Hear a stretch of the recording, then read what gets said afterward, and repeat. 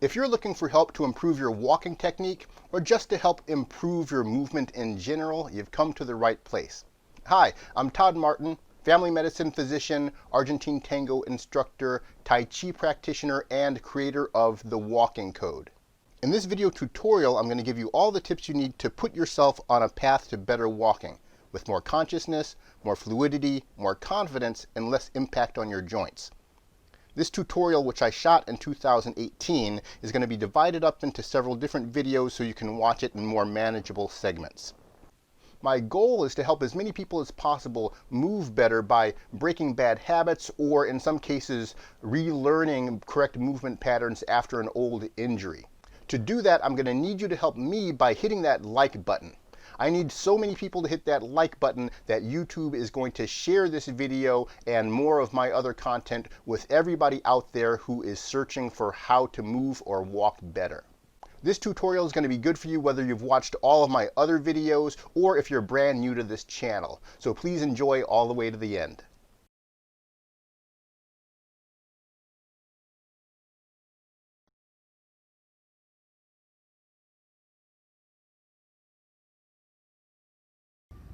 The next part of walking you need to understand are the different phases of a step, or the different phases of gait. So there are two different functional phases of each step that we take, and understanding when these phases start and when these phases end are very important for having proper walking technique. Most steps begin after we've placed our heel on the ground, and my right arm will be swinging forward because this is my left leg, my left heel just touched the ground. In order to take my step, what I need to do is shift my weight over my left leg. So when I shift my weight over my left leg, I'm using flexion of the hip on the right to lift forward, as I use torsional rotation on the left to pull my body forward. So I think of walking not in a pushing sense, but I think of walking more in a pulling and lifting. So I should have a feeling of pulling on the left side, pulling my weight forward using my torsional rotation of the abdomen. So I'm tucking my pelvis on the left that actually pulls my weight forward. And I'm lifting my right knee at the same time. That allows me to shift my weight to the left leg. This is the first phase of a step. I call this the changing of the weight. I place the foot with no weight on it, and then I shift the weight to that foot. That phase of the step ends when my lower leg, or my tibia, gets to be perpendicular to the ground, so it's nice and vertical, and the toes of my rear foot are still on the ground, but there's not any weight on them. All my weight is now carried on my front leg. That is the end of the change of weight. So that's the first phase of a step. I place the foot, and then I change weight. So I'm pulling forward on the left side of the abdomen, I'm lifting the right hip to change weight. The second part of a step, or the second phase, is the swing through. The swing through part of the step is when my right leg leaves the ground and travels forward until it touches down to complete the step.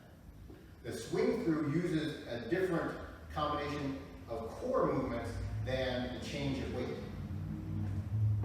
When I change weight, this is the natural ending portion of the step. Even if I flex my hip further, it doesn't bring my body any further forward. I can't really even balance in this position. It's not a balancing position there. That's the natural end of that motion. In order to trigger the next part of the step, what I do is change the lifting of this knee to lifting of my standing leg knee.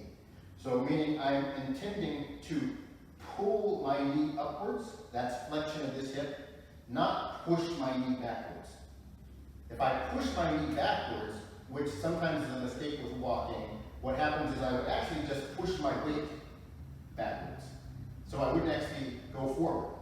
That's pushing, meaning I'm pushing my knee downwards by extending the hip. Instead, what I want to do to initiate the swing through phase of the step is I want to lift this leg forward, and that actually drives the second part of the step.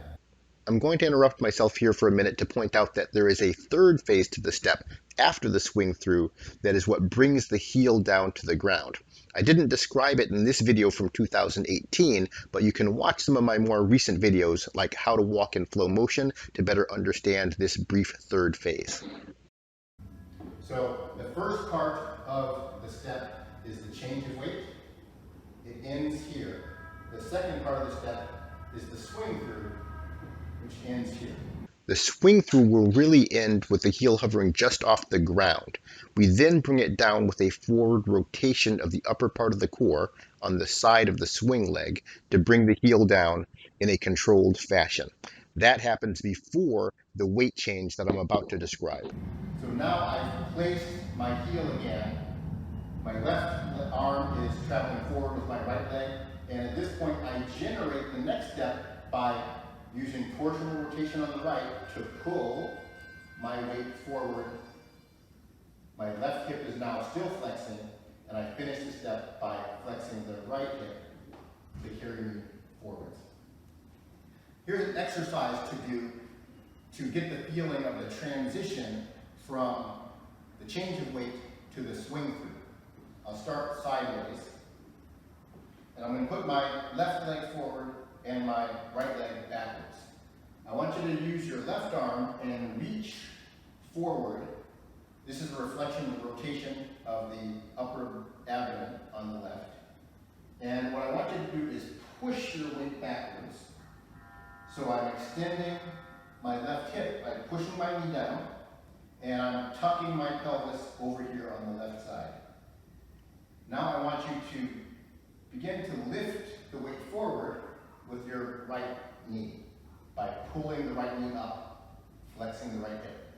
So I'm going to push my weight backwards with the left hip, and I pull my weight forward by lifting the right hip. I'm going to push my weight backwards with the left hip, and I pull forward with the right hip. Pushing down, pulling up. Pushing down, pulling up. This position is the end of the change of weight. Now I'm going to switch my pulling or lifting action from the right hip to the left hip. So go from here, feel of lifting forward, and you're going to end up completing the step. So we start from pushing down, lift with the right hip, lift with the left hip. I'm going to now do this facing forwards. I'm pushing down with the left hip. My upper torso is turning clockwise. My lower torso is turning counterclockwise. And I'm going to use my left hip to lift, I'm going to use my right hip to lift the body forward. I've now got to a position where my knee is perpendicular to the ground. And at this point, I lift my left knee to complete the swing through. So there's no pushing action in there at any time. What you'll notice also is that at no point do I need to push off my rear toes in order to get myself to walk forwards. A lot of people, even people who teach walking, teach that we should push off our toes. If I actually push off my toes, what I'm going to do is get a lifting action of the body, which doesn't carry me forwards. I can't use momentum from the rear leg to push me forwards because I'm not on a skateboard where I can do this sort of action. As long as I'm pushing off the rear leg, I can't release the rear leg from the ground.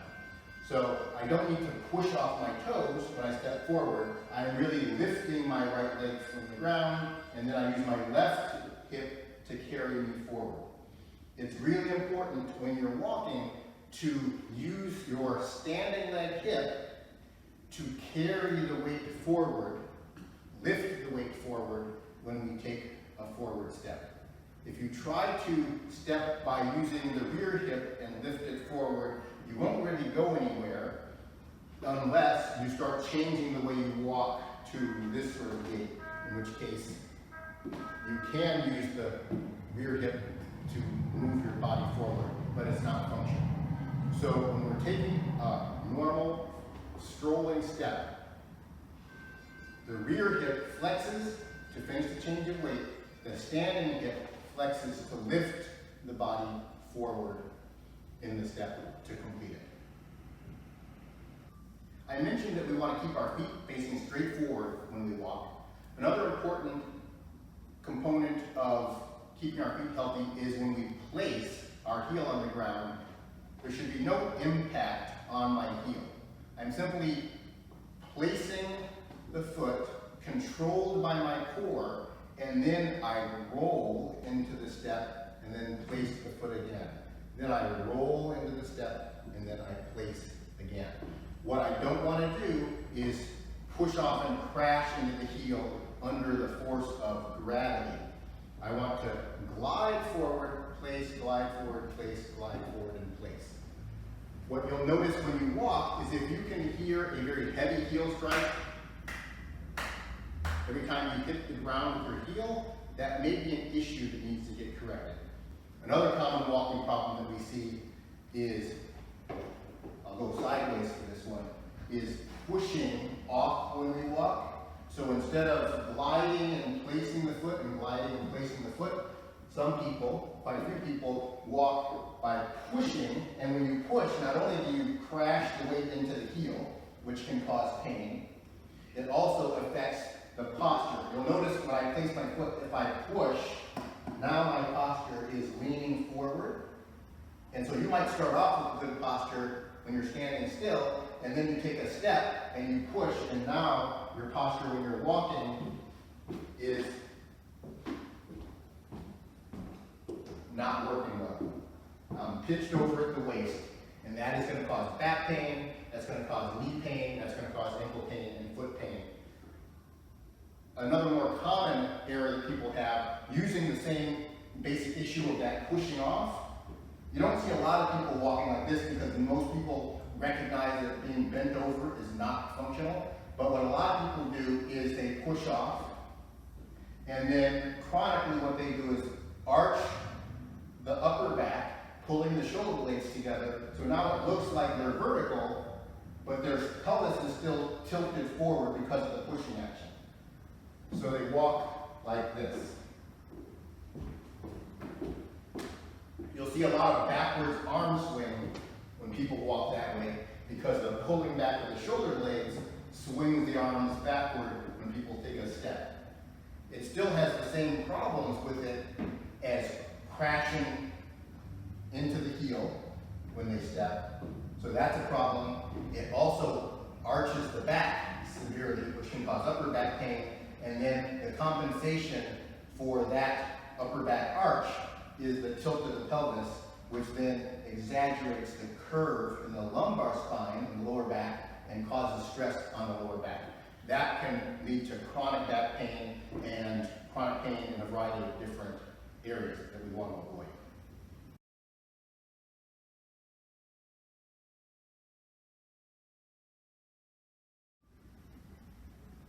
I'm going to do an exercise that you can practice with me to understand how to change weight from one leg to the other leg. What we're going to do is stand with our feet a bit wider than shoulder width apart.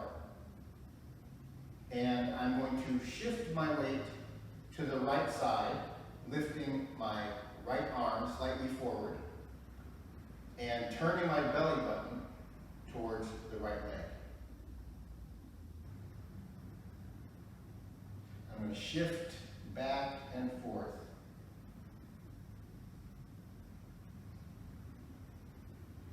When your left arm is reaching forward, you should feel this coming from the upper waist rotation. At the same time, you should feel your belly button tucking the pelvis on that same side. Then we're going to shift, reaching forward with the right arm and tucking and turning with the belly button on the right side. I'm transitioning from torsion on the right, torsion on the left, torsion on the right, torsion on the left. Flexion of the left hip, flexion of the right hip, flexion of the left hip, flexion of the right hip. This is the equivalent of the position you would be in at the end of the change of weight portion of a step.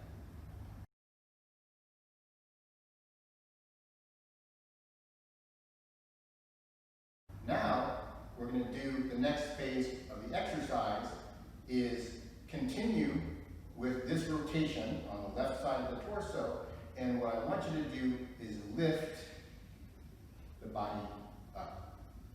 That lifting action is coming from changing the flexion of the hip from the right hip to the left hip. This is the change of weight, and then I'm going to rise to a stop by flexing my left hip. Now, a lot of people would probably think that I rise up by pushing down with my knee, meaning extending the hip to push my weight up, but that's not actually what we do. We don't push down against the ground to lift. What we're doing is actually extending the knee to lift the body. So it's my knee extension that lifts me up, not pushing down with my hip. What I need to do is flex the hip and lift up. Now I'm going to take a side step, and let's go back to shifting weight to the right, to the left, to the right, and then now I'm going to lift the body up by engaging the right hip. Step side again, shift the weight. Left, right, left. Change the hip engagement from the right hip to the left hip to bring the body back up. Right, left, right. Engage the right hip to lift the body back up. That engagement of the standing leg hip is what you want to feel when you come to a stop or when you step forward. That motion is the same. A stopping action